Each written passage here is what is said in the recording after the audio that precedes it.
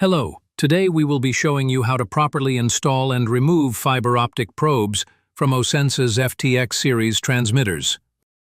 Before installing a probe, first check the fiber end to see if it is clean and cleaved properly.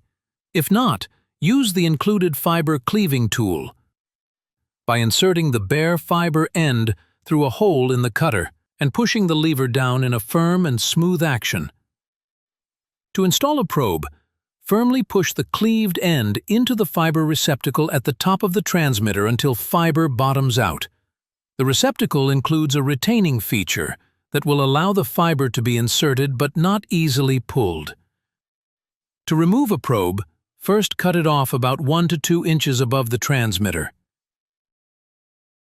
Then, unscrew the probe end from the receptacle by gently pulling and rotating either clockwise or counterclockwise. Never attempt to pull the fiber out by yanking back on it, as the retaining feature will end up cutting the jacket and leave plastic shavings inside the receptacle. These shavings block the optical path and are nearly impossible to remove, which prevents the channel from functioning properly. To learn more about our products, head over to Osensa.com